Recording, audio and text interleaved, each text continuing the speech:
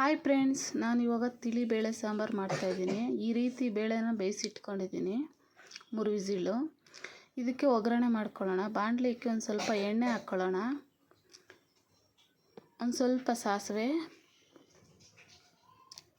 ಸ್ವಲ್ಪ ಜೀರಿಗೆ, ಈರುಳ್ಳಿ, ಕರಿಬೇವು ಚೆನ್ನಾಗಿ ಹುರ್ಕೊಳ್ಳೋಣ. ಇದನ್ನು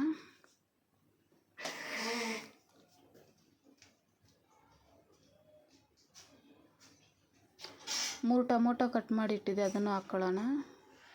ಟೊಮೊಟೊ ಚೆನ್ನಾಗಿ ಡ್ರೈ ಆಗಬೇಕು. ಒಂದು ಸ್ವಲ್ಪ ಮುಚ್ಚಿಕ್ಕೋಣ. ಈ ರೀತಿ ಡ್ರೈ ಆದಮೇಲೆ ಒಂದು ಸ್ವಲ್ಪ ನಾದ್ಕೊಳ್ಳೋಣ. ಇದನ್ನು ನಾದ್ಕೊಂಡು ಹುಳ್ಸೆಹಣ್ಣು ರಸ ತೆಗೆದಿಟ್ಟಿದೆ ಒಂದು ಸ್ವಲ್ಪ.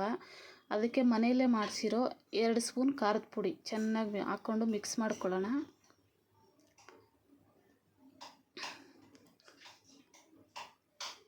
ಮಿಕ್ಸ್ ಮಾಡಿಕೊಂಡು ಇದಕ್ಕೆ ಬಗ್ಸ್ಕೊಳ್ಳೋಣ.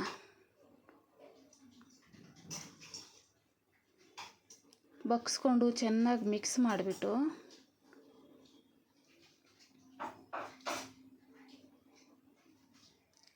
ಬೇಳೆ ಬೇಯಿಸ್ಕೊಂಡಿದ್ವಲ್ಲ 3 ವಿಸಿಲು, ಅದನ್ನು ಬಗ್ಸ್ಕೊಳ್ಳೋಣ. ಇದಕ್ಕೆ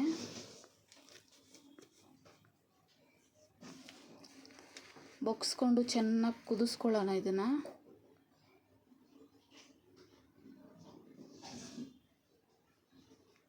ಕುದಿಸ್ಕೊಂಡು ಒಂದು ಸ್ವಲ್ಪ ಕೊತ್ತಂಬರಿ ಸೊಪ್ಪು ಆ್ಯಡ್ ಮಾಡಿಕೊಂಡು,